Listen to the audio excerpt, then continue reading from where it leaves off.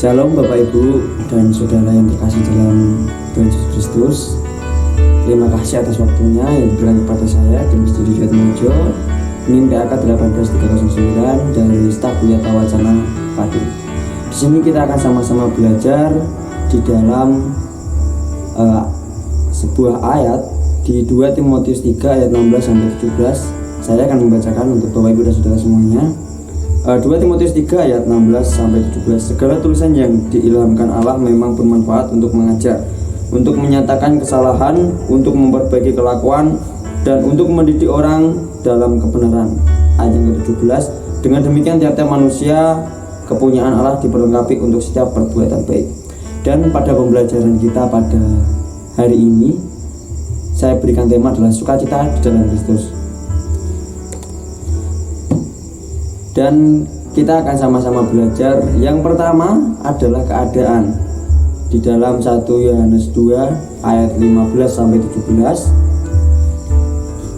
Ayat yang kita jadikan sebagai subtema dari keadaan ini dari 1 Yohanes 2 ayat 15 sampai 17. Janganlah kamu mengasihi dunia dan apa yang ada di dalamnya. Jikalau orang mengasihi dunia, maka kasih akan Bapa tidak ada di dalam orang itu. Sebab semua orang ada di dalam dunia, yaitu keinginan daging dan keinginan mata serta keangkuhan hidup, bukanlah berasal dari Bapa, melainkan dari dunia. Dan dunia ini sedang lenyap dengan keinginannya. Tetapi orang yang melakukan kehendak Allah tetap hidup selama-lamanya. Baik Bapak Ibu, keadaan, tidak semua keadaan terjadi seperti apa yang kita inginkan. Semisal pada saat yang lagi booming ini di Indonesia, tapi bukan hanya di Indonesia saja, di luar negeri juga sedang gempar, yaitu COVID-19. Ini tidak seperti keadaan yang manusia atau masyarakat atau bahkan warga di Karanglegi sendiri harapkan.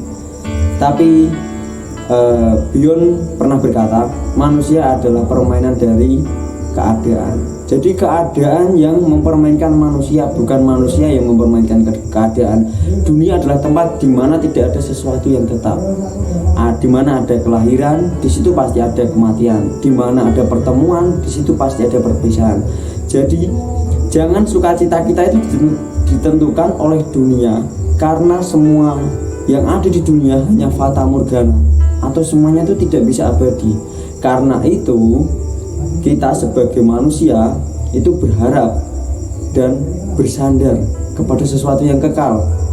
Apa Bapak Ibu dan Saudara pengharapan yang kekal tersebut? Adalah pengharapan di surga. Dan kepada siapa pengharapan di surga itu kita layangkan, kita sandarkan atau kita harapkan? Ya dengan Yesus Kristus.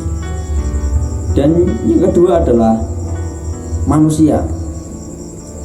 Banyak orang yang sukacitanya, bahagianya, sejahteranya ditentukan oleh sesamanya. Manusia. Ada seseorang yang ngefans dengan seseorang, idolanya mungkin, sehingga apapun yang idolanya lakukan, si orang ini akan melakukan apapun yang idolanya lakukan tersebut. Apa yang idolanya pakai, orang ini akan memakai apa yang dipakai oleh idolanya tersebut. Itu mempunyai kesenangan tersendiri buat pribadi tersebut. Dan biasanya siapa mereka, apa kata mereka, dan apapun yang dilakukan mereka tersebut, si idolanya tadi akan ditiru oleh si orang tersebut yang mengidolakan orang tersebut. Dan juga sering posisi kita sebagai garam dan terang dunia pudar karena orang lain, yaitu tadi Bapak Ibu dan Saudara.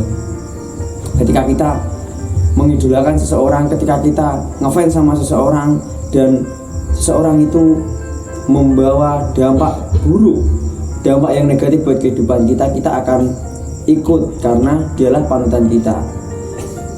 Dan masalahnya, seseorang itu tidak dapat menjadi seperti yang kita harapkan.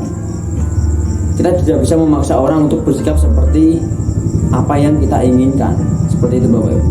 Dan supaya kita tidak stres, sebelum kita menuntut orang lain seperti apa yang kita inginkan, lakukanlah terlebih dahulu apa yang ingin orang lain lakukan, perbuat kepada kita. ada ungkapan yang simpel adalah jangan memukul jika tidak mau dipukul. Seperti itu Bapak Ibu, jika kita tidak ingin melakukan apa yang orang lain lakukan kepada kita. Yang seterusnya adalah harta benda. Banyak orang atau manusia sekarang yang sukacitanya itu bergantung kepada harta benda. Siapa sih yang enggak ingin mengejar kekayaan misalnya? Uang bisa memberi segalanya, Bapak Ibu. Tapi Anda perlu ketahui, Bapak Ibu, di dalam Lukas 12 ayat yang kelima, saya akan bacakan. Aku akan menunjukkan kepada kamu siapakah yang harus kamu takuti. Takutilah dia yang setelah membunuh mempunyai kuasa untuk melemparkan orang ke dalam neraka. Sesungguhnya aku berkata kepadamu, takutilah dia. Yang dimaksud di dalam Lukas tersebut bahwa uang itu tidak aman, uang itu tidak bertahan lama, dan uang tidak akan memberi kepuasan yang penuh, Bapak Ibu. Jika Bapak Ibu dan Saudara ketahui, konsep dunia adalah kebahagiaan seseorang itu diperoleh atau didapat dari pengumpulan harta yang sebanyak-banyaknya. Kalau orang kaya, orang banyak uang, banyak harta, mereka bisa membeli apapun, mereka bisa menyewa sesuatu yang bisa membuat mereka bahagia. Tapi hanya itu terjadi hanya di dunia, tidak di akhirat, Bapak Ibu. Dan jangan hidup kita dikendalikan oleh harta, karena kita akan menyesal. Banyak orang-orang yang korupsi di Indonesia, dan banyak orang-orang yang lebih mementingkan harta daripada kesejahteraan orang lain, keluarga, sampai-sampai terjadi bentrok antar keluarga karena warisan, karena harta. Dan itu Bapak Ibu, harta bukan segalanya. Yang selanjutnya adalah kekhawatiran. Memang banyak orang yang kehilangan damai karena kekhawatiran yang berlebihan.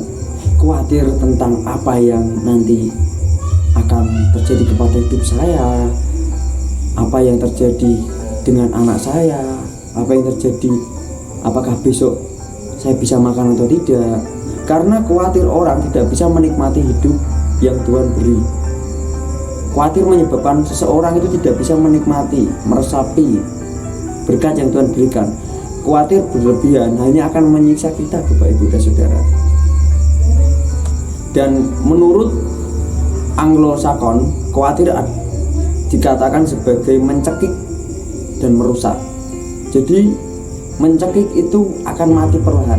Ketika kita khawatir, kita akan menjadi orang yang tidak bisa menikmati semuanya. Sidik-sidik khawatir, sidik-sidik khawatir.